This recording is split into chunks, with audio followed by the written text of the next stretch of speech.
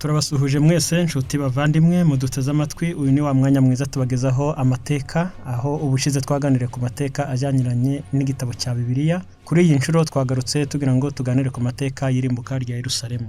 Uwo mwumva kuri mikoro ni Nkurunziza Bakate. Turabasuhuje kandi tubahaye ikaze. Ibyo tugiye gusoma byose turabisanga mu gitabo cya Matayo 24 umurongo wa mbere, Luka igice cya 21 umurongo wa 20, mu ntambara ikomeye ikigisho cya mbere, ndetse no mu gitabo cyitwa Uruhimbi rwa Bibiliya mu ngingo yacyo ivuga kwivumbagatanya kw'Abayuda ku Baroma. Tugendeye ku nyandiko za Kiyahudi, urusengero rwa mbere rwubatswe n'umwami Salomo mwene Dawidi mu mwaka 957 imbere ya Kristo, ruza kurimburwa n'ubwami bw'i Babuloni mu mwaka 586.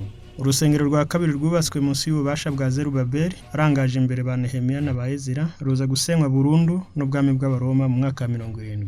Isirayeli ni igihugu kiri mu majyepfo ya Libani, mu majyepfo y'uburasirazuba bw'imisozi ya Golani muri Siriya, West Bank, Yorodaniya mu burengerazuba, Gaza na Egiputa mu majyepfo y'uburengerazuba. Nta gice cyo mu bwami bwa Roma cyateraga ubwoba Roma nk'intara ya Yudeya, ndetse no mu bihe by'amahoro Abayuda ntibaburaga kugaragaza umwuka wo kwivumbagatanya. Nyuma y'urupfu rwa Herode Agiripa wa mbere, umwuzukuru wa Herode mukuru wo mu mwaka 44, akarere kose karanzwe n'umwuka mubi. Roma ibonye byihuse yahise yohereza uyihagarariye muri iyo ntara, yasaga naho imaze kwangirika, ndetse n'utundi duce twagaragaragamo akarengane. Abo bayobozi kandi bagenda bafite intego yo kwangiza imigenzo ya Kiyahudi kurusha mbere. Hari itsinda ry'ibyigomeke ry'Abayuda ryitwaga abarwanashyaka Abazirote, ryakanguriraga rubanda guhaguruka bakarwana intambara yera yo gukuraho akarengane kazanwe n'Abaroma. Hakaba irindi tsinda ryitwaga abitwaza intwaro, ryazereraga Yerusalemu yose rishimuta kandi ryica Abaroma, ndetse n'Abayuda bakekwagaho gufatanya n'Abaroma. Iki cyari igihe Yuda yari itangiye kwigomeka byeruye, ariko icyarushaho gukongeza uburakari bw'Abayuda ni igihe Sestius Florius wari uhagarariye Roma Yudeya muri 66 yongeraga gusaba Abayuda imisoro iremereye yizaho ziturutse mu butunzi bw'urusengero. Igihe Abayuda bikoranyaga bamagana ikandamizwa, ingabo za Florius zishemo Abayuda 3600. Icyo gihe umujyi wabaye nk'uturitsemo bombe, maze rubanda rusandara amayira yose bagambiriye kwigarurira ubutaka bwubatseho urusengero. Umwuka wo kwamagana Abaroma ntiwagarukiye Yerusalemu. Rubanda rwari Musade mu majyaruguru y'ikiyaga cya Asfaltis. Umwuka wo kwigomeka ku Baroma nawo wabajemo nk'inkubi y'umuyaga, maze bigarurira ikigo cya gisirikare cy'Abaroma. Ingabo zagifatiwemo zose zizamurwa i Yerusalemu. Florius yabonye ibyo, yahunze umujyi, ingabo z'Abaroma zari zagoswe zose ziricwa. Mu kwezi kwa 8 muri 66, Yerusalemu yose yari mu maboko y'impirimbanyi z'Abayuda, kandi igihugu cyose cyari kimaze kuzura umwuka w'ubwigomeke. Abaroma ntibavuye ku izima, kuko bongeye kohereza umusirikare wabo mukuru Sestius Gallus wari ufite inkomoko muri Siriya. Yaje aturutse muri Antiyokiya, azana na batayo z'abahoze ku rugerero, afite inshingano yo kugarura umutekano mu ntara ya Yudeya. Yabanje kunyura i Kayizariya mu majyaruguru y'uburengerazuba, aramanuka Iride abona kugera i Yerusalemu. Amahirwe itsinda rito ry'Abayahudi ryagize nuko Sestius Gallus mu cyimbo cyo gukuta umujyi nk'uko ari byo byari bimuzanye, mu buryo butunguranye kandi butari bwitezwe, yabwiye ingabo ze kongera guhambira imitwaro maze bagasubira nk'uko baje. Abayuda bari biteguye urugamba bafashwe n'ibyishimo, maze Sestius Gallus bamugenda runono, bica ingabo ze umugenda, bicamo abasirikare 400 n'imitwaro yabo yose barayigarura. Yari intsinzi ikomeye ku Bayuda kuko yanabonyemo izindi mbaraga, bumva ko igihugu cyabo kitagomba kongera kwigarurirwa n'Abaroma, maze igihugu bakigabanyamo imitwe 7 ya gisirikari. Yari yiyemeje guhangana n'Abaroma igihe cyose bagarukira. Igihe inkuru yo kwigomeka kw'Abayuda yageraga i Roma, umwami Nero wariho icyo gihe yahise ahamagaza umujenerali we yizeraga kandi w'intwari Vespasien ko agomba guhita ajya i Yerusalemu akareba niba koko Abayuda bigometse, yasanga ari byo agahangana nabo. Vespasien nk'umusirikare w'ubwenge kandi w'umunyamakenga, yagiye afite Galilaya nk'igipimo cye cya mbere agomba kwitaho. Yari afite batayo 3 zatojwe, afite abarwanira ku mafarashi, inararibonye muri byose, harimo ubuvuzi ndetse n'abahanga mu by'ubwubatsi. Vespasien yagabye igitero cye cya mbere mu mwaka 67 ahereye mu majyaruguru ahitwa Siforisi.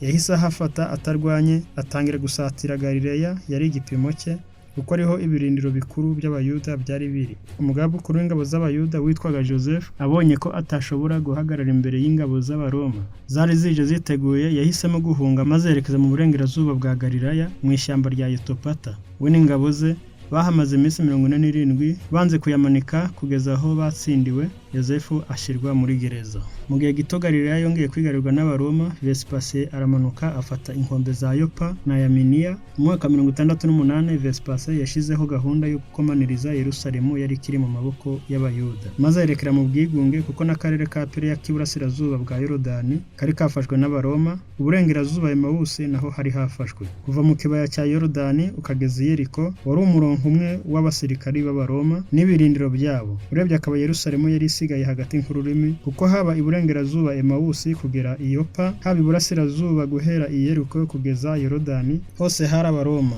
Utwo akaba ari two turere twari tuzengurutse kandi twegereye Yerusalemu. Hagati aho kandi muri Yerusalemu udutsiko dutandukanye tw'Abayuda twari mu ntambara, ubwabo bari kuryana barwanira kuyobora.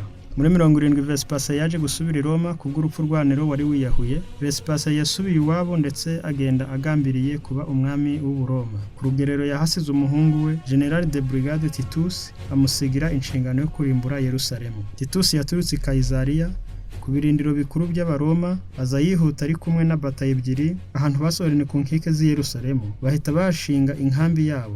Yahuje imikorere n'ingabo zari mu burasirazuba Yeriko n'izari mu burengerazuba Emawusi, maze bose hamwe barwanira ku mafarashi n'abo ku butaka bashika 80,000. Titus yari afite inshingano itoroshye imbere ye kuko Yerusalemu wari umujyi ugoteshejwe inkike zikomeye cyane muri icyo gihe. Imisozi ihanamye yari hakikije, yari urukuta rutakorohera uwo ari we wese kwinjira muri Yerusalemu. Ahoroshye kwinjira hari hamwe gusa mu majyaruguru y'umurwa, urukurikirane rw'inkike ndetse n'iminara miremire yari mu Yerusalemu byahaga amahirwe menshi Abayuda yo kurinda umujyi wabo. Byongeye kandi Abayuda babi bashize hasi imyijyane barimo, bareka amakimbirane yabo bafataniriza hamwe kurinda umujyi wabo n'ishyaka ryinshi kuko batinyaga kongera kwicwa ndetse no kubatwa n'Abaroma. Ibi byatumye mu ntangiriro y'urugamba Abayuda basa naho birwanyeho kuko bari bafite n'intwaro batse Celsius mu myaka 4 yari ishize. Bidatinze urugamba rwahinduye isura, inkomere ziraba nyinshi ku mpande zombi. Abaroma bari bafite ingorane yo kumena urukuta ngo binjire mu mujyi, ariko siko byakomeje kugenda kuko itariki 25 z'ukwa gatanu muri 70 nibwo ingabo z'Abaroma zabashije kuritura urukuta rwo mu majyaruguru. Nyuma y'iminsi 5 urukuta rwa kabiri rwaramenetse, ariko ntirwatanga inzira neza kuko abageragezaga kwataka bafatwaga n'Abayuda bakicwa bakongera bakajugunywa inyuma y'urukuta, maze insinzi ikomeza gusa naho ari iy'Abayuda. Bidatinze ariko mu ntangiriro z'ukwezi kwa gatandatu urukuta rwa kabiri rwaramenetse, noneho rutanga inzira neza. Ariko urukuta rwa gatatu arirwo rwanyuma arirwo rwari runagose urusengero, rwari bariyeri ikomeye. Noneho Titus yabaye asubitse kwataka, maze ahindura amayere y'urugamba, ahitamo kwicisha inzara abari imbere y'urukuta. Uruhare runini rw'ibiribwa rwavaga hanze rukinjira mu mujyi hagati mu buryo bw'ibanga, cyane cyane nijoro. Ariko kuri iyi nshuro Abaroma bari bazengurutse Yerusalemu baradanangira, uwageragezaga gusohoka ntiyasubiraga mu murwa, yarabambwaga. Hari igihe ku munsi umwe hashoboraga kubambwa abantu 500. Abo ni abageragezaga guhunga inzara yacaga ibintu imbere mu murwa. Imirambo yuzuye amayira, amazu aranuka, imirambo iba ingerekerane. Titus yahinduye umutwe maze imbaraga ze azerekeza Antoniya, akaba rwari urugo rukomeye rw'inkike rwubatswe na Herode rwari imbere y'urusengero. Ingabo ze zirarujanjagura mpaka rumenetse ku itariki 24 z'ukwa karindwi muri 70. Abayuda barimo bahungira mu rusengero rwo ntibabashije kumena amarembo yarwo, ahubwo baratwitse. Umuriro utangira gufata urusengero rwose, nubwo imyubakire yarwo n'ubwiza bwabyo byari byaratangaje Abaroma muri uwo mwanya. Rwabakongekeye imbere nk'ikintu kidafite agaciro. Ingabo z'Abaroma zagerageje kurokoka, zahungiye ahagana mu majyepfo y'umugi ahari hubatse urukari rwa Herode, bajya mu buvumo bwarimo. Ariko Abaroma basanze imirambo gusa, bose beyahuye.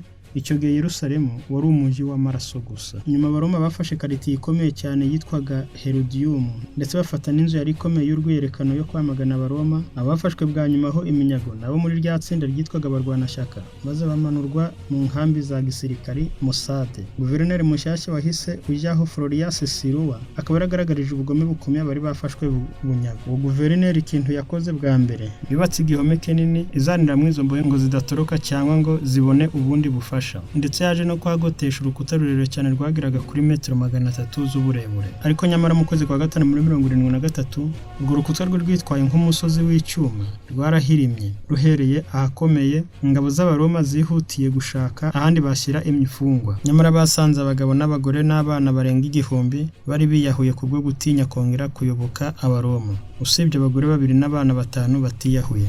Intambara yamaze imyaka 7 muri Yerusalemu yarashize irarangira uhereye mu mwaka 66 kugeza muri 73. Nyuma yo kurimbuka k'urusengero n'ibice binini by'umujyi Yudeya yasigaranye ubwoba bukomeye bushingiye ku makimbirane. Ntibyari byoroshye kongera kugira amahoro, kuko noneho Abayuda bose barokotse bafatwaga nk'abarevolutionnaire. Kugira ngo baramuke cyangwa ngo birirwe byagombaga ikiguzi gikomeye. Nubwo imbaraga za gisirikare z'Abayuda zari zaracitse intege bikomeye, imyizerere yabo yakomeje kugira imbaraga kandi ikomeza guhuriza hamwe mu mbaraga zabo.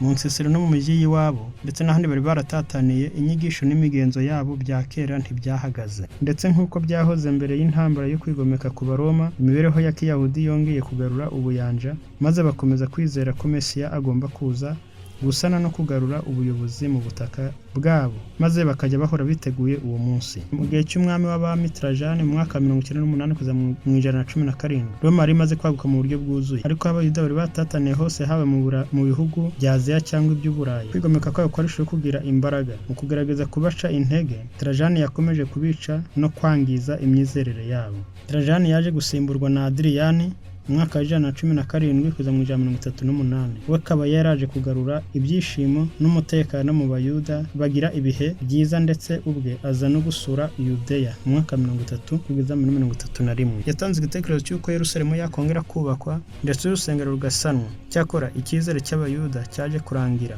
aho kugira ngo Yerusalemu n'urusengero bigenerwe Imana y'Abayuda, yategetswe ko bikorerwa Abaroma, ndetse Yerusalemu igahindurirwa izina ikitwa Akria Capitalina. Urusengero kubakirwa Imana y'Abaroma yitwaga Jupiter. Uko niko Yerusalemu yarimbutse. Yerusalemu yararimbutse nk'uko byari byarahanuwe, igwamo miliyoni n'ibihumbi 197 bitwarwa bunyago. Ibi biza gusohoza amagambo Yesu yari yarahanuye mu gitabo cy'intambara ikomeye ku rupapuro rwa 20, aho yagize ati, yitegereje mu myaka izakurikiraho yabonye abantu bo mu ishyanga ryahoze ari iry'isezerano batataniye mu bihugu byose bameze nk'utumene tw'ubwato tunyanyagiye ku nkombe yumagaye.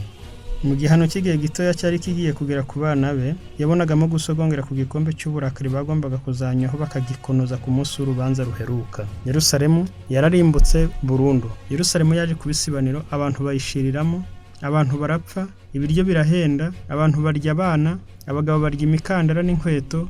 Intambara iba isibaniro, Isirayeli irarimbuka, bazerera mu mahanga batagira gakondo. Bigeze mu mwaka 1300 ubwo ubushita bwateraga isi, barishwe ngo nuko bari barisha umwami Yesu. Bigeze mu mwaka 1931 kugeza muri 1945 bakorerwa jenoside iteye ubwoba ihitana miliyoni 6.